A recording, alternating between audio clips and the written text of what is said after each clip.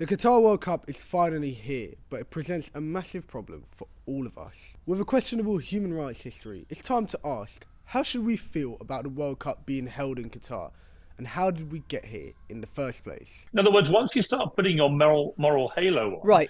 where does it stop? And who is morally clean enough to actually host a World Cup? I know, Piers Morgan, yes, he's talking a little bit of sense here. Just hear me out for 1 minute. Are we the country that illegally invaded Iraq, which then started a 20-year reign of terror by ISIS? Are we morally clean enough to host a World Cup? I mean, I just think it's fraught with hypocrisy. Now, I never thought I'd say this, but Piers Morgan is absolutely spot on here. Whilst many will be rightfully criticising the Qatari regime for their abuses of human rights, there's clearly a thin line between criticism and hypocrisy. If you don't believe me, just Google where the next World Cup is being held. That's right, it's being held in the United States of America, a country that between 1945 and 1999 dropped bombs on over 24 different countries. And maybe it's because it's being held in 4 years. But have you heard any outrage about this?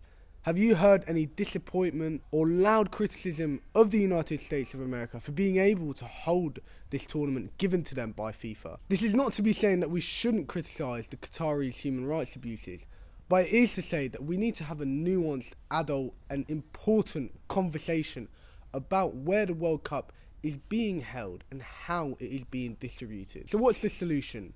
We need to look at FIFA. And whilst many commentators will have you think that we shouldn't be linking politics with football, I believe the opposite is the case. In order to solve this problem that we have, where the World Cup is being given to countries which have questionable histories of human rights abuses, illegal invasions, etc., it's important to look at the politicisation of football, not on the surface level, however, but deeper in the institutions such as FIFA and UEFA that govern the sport. What I mean by surface level changes is an example that can be seen in taking the knee.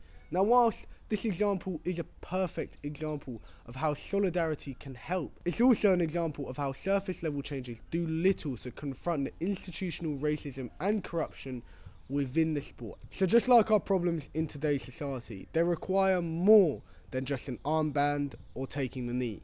They require important, deeper structural changes. And it's time to have a conversation about FIFA as an institution and how truly undemocratic it is. Now, this isn't a problem just within football. It's a problem in politics generally.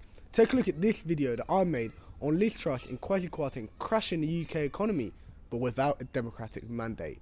Take a look.